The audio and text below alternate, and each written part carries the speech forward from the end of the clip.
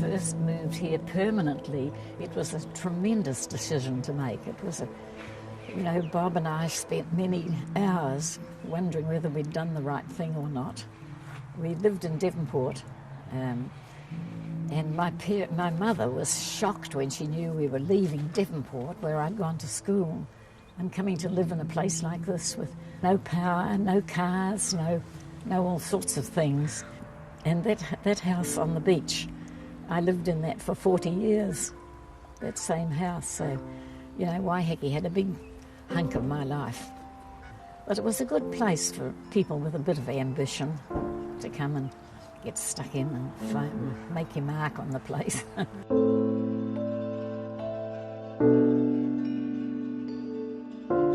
Everybody had a coal range and a kerosene vela stove and a primus and everything like that.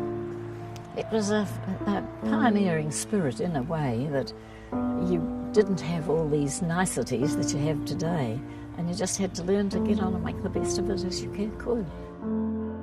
Our first place when we came, it was a cruddy old shop, and we got it smartened up, and it became a lending library and gift shop. And I ran that while Bob ran the land agency. There were hardly any cars, and you knew them all by the sound they made. You'd hear a car coming, you'd think, oh, here comes Dick or Bob or somebody, because there were so few vehicles.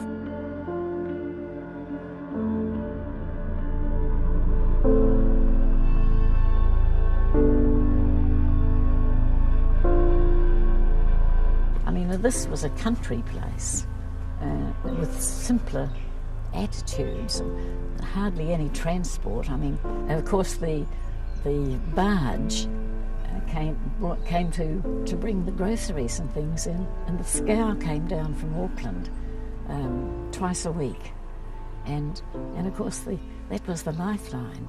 When you had a shop, you had to work in with when the barge was coming, to be there to unload your stuff and price it and everything.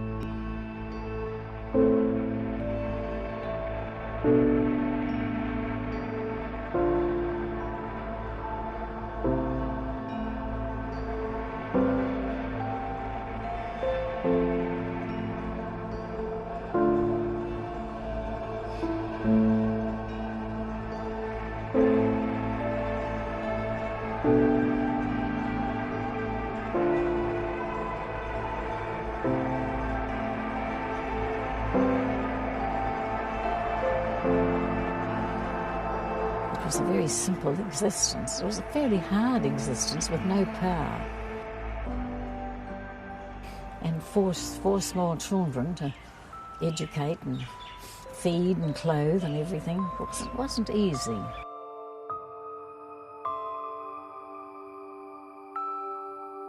Well, of course, I was very involved with 4 children, all attending the primary school.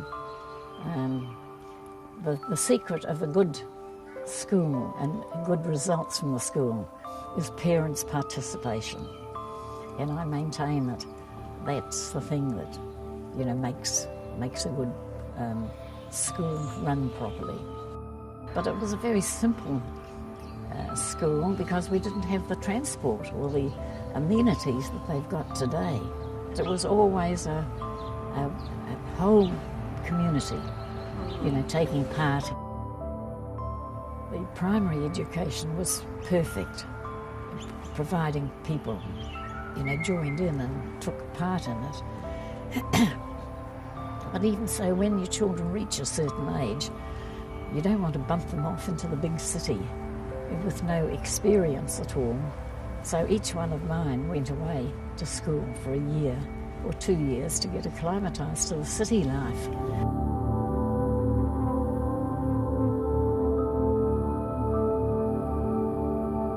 Young, say 16, 17, 18-year-olds, even a bit before that, that's the time when parents have to step very carefully, because up till then they've been needed and always to be there doing things and helping out with things, and then the young ones want their independence, and that's a tricky time.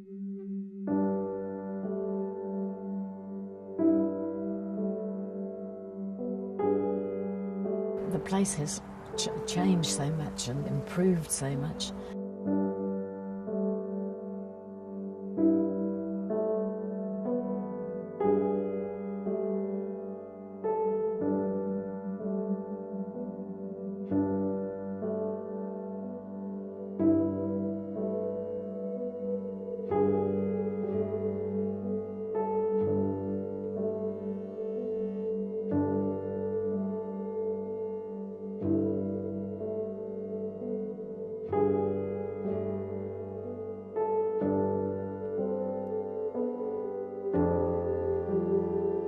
We still say that only Roa's been spoilt by too many land agents, taking up valuable situations that should be businesses.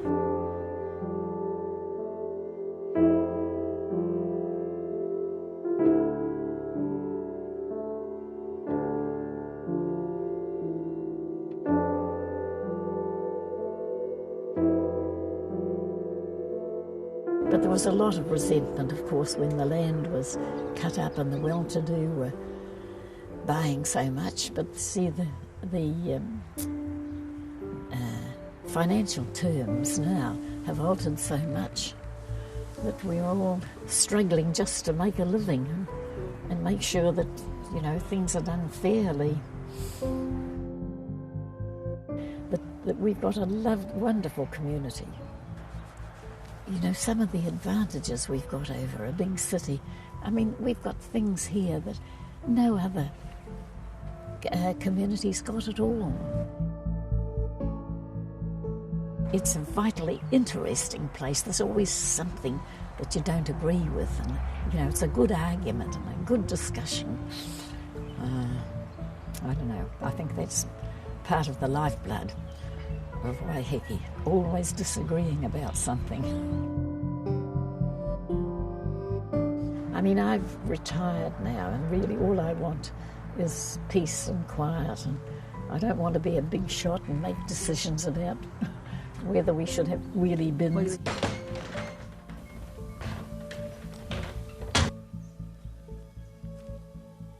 I want to let the others get on and do it. I'm prepared to sit back and be looked after.